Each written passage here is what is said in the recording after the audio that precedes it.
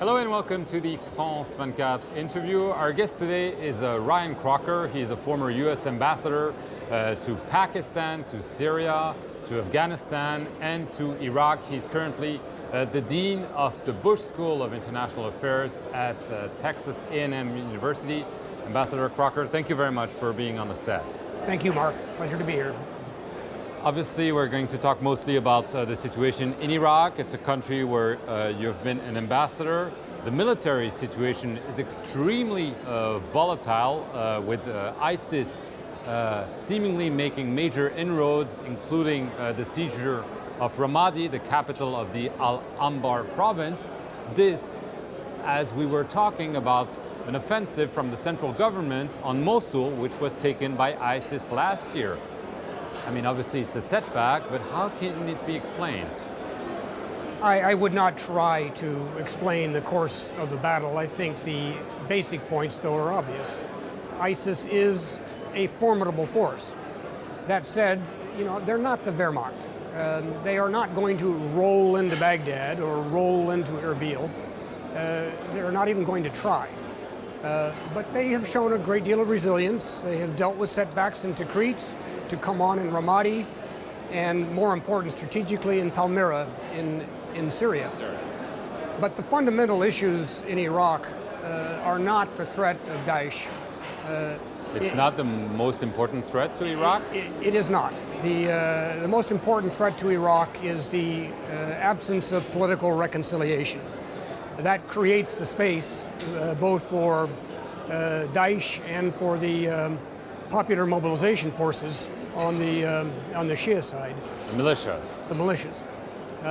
So what the Iraqis have to do is work to overcome the very major differences among their communities to forge a common goal, a common spirit, a common agenda.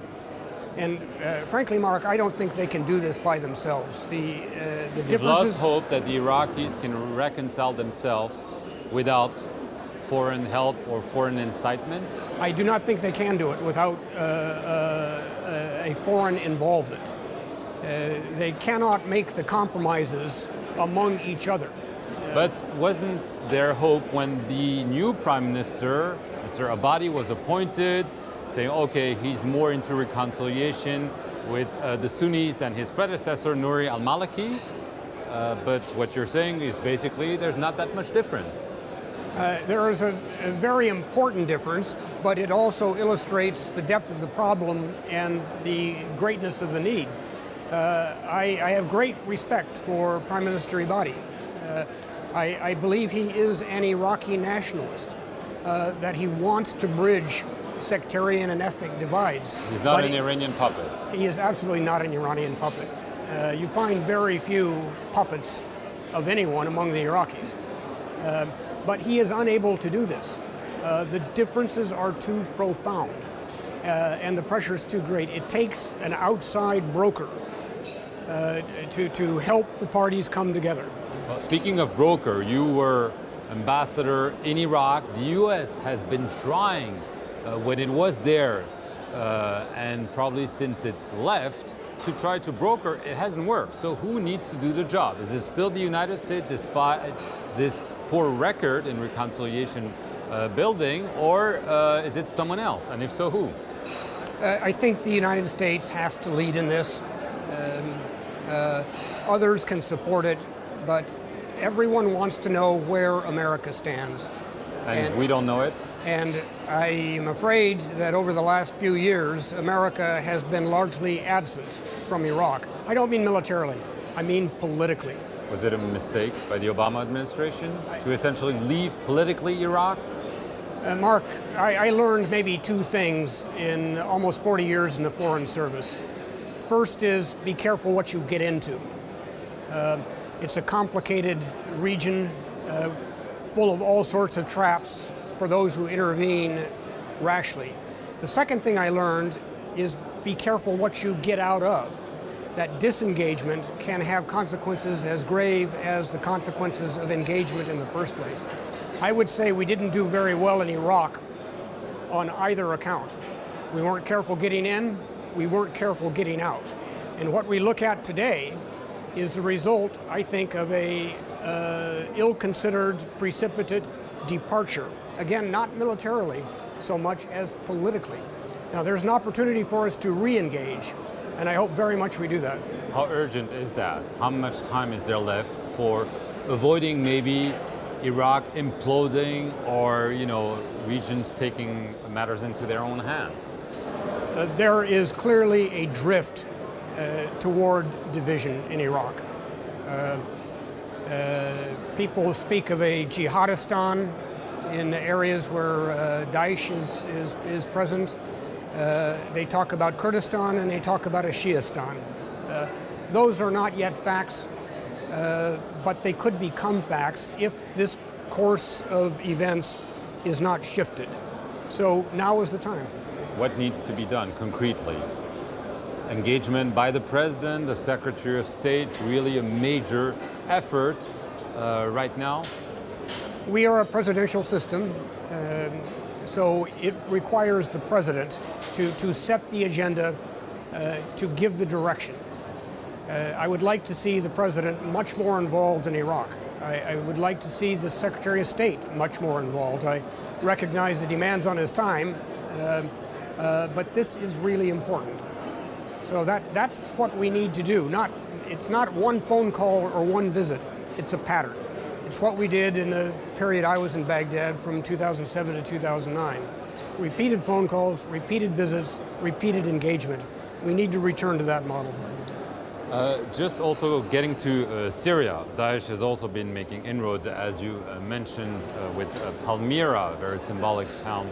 Obviously, what is the U.S. strategy in Syria? I mean, is it still willing to oust Bashar al-Assad? Is it Daesh? Is it both? I mean, it's very hard to read. There again, I think we all in the West need to be engaged with the different elements affecting events in Syria. That means the regime. I would say so, yes. That's not the official policy. The official policy is we don't talk to him, we want him out. And I'm not an official. We said in 2011, Bashar must go. Well, that's a great aspiration, but Bashar wasn't going. Conditions in Syria... And he's not going. He's not going. And then second, what will come after him if he does go?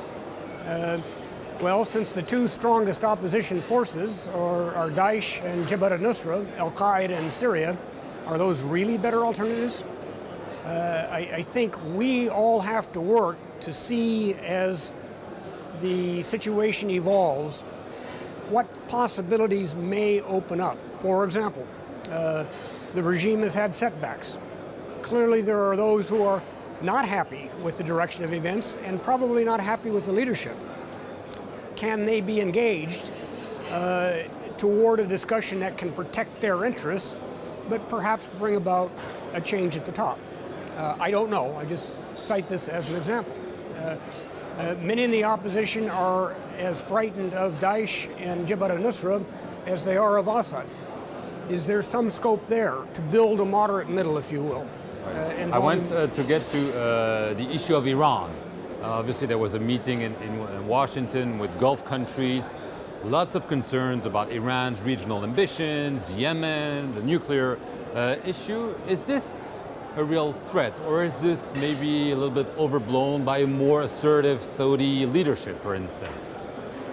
Iran is a great regional power. Always has been, always will be. It's a question of what they do with that power. And I think this is a time to broaden discussions to focus on Iran's place in the region and what it wants to see. So just focusing on the nuclear issue is not the right strategy with Iran? The nuclear issue is the issue in the forefront, but it is not the only issue. And the nuclear issue has to be resolved if we're going to get to these others. But I think now is the time to start those other discussions. And I would like to see, for example, we had the humanitarian ceasefire. We saw the Iranians agree to have their ship searched in Djibouti. before it went into Yemen. Is there some scope for regional conversations involving the Iranians and the Saudis on Yemen? Because obviously, I mean, through the example of Yemen, Iraq, and Syria, some people are seeing clearly Shia, Sunni clash, or Persian, Arab clash, some would say. I mean, is this what you're seeing both through the actions of Iran and maybe the reactions from the Gulf that are more and more open than they were before, maybe? Clearly, conflict is denominated in sectarian terms in the region. And that should be of concern to all states, be they Sunni or Shia. That is not a good road down which to head. So it is time to take a step back. In the case of Syria, also to remember it wasn't always so. Iran has backed the Assad regime, father and son, since the Iranian Revolution. But it wasn't that long ago They saved him, that the Saudis were strongly backing the Assad regime as well. So there was a time, even in Syria, even in recent memory, when it was not a sectarian phenomenon, and it can be something other than a sectarian phenomenon in the future. But we all need to work to shift away from a sectarian narrative. Okay, Ambassador Crocker, thank you very much for answering our questions. Thank you all for watching this edition of the interview here on France 24. Stay tuned for more news.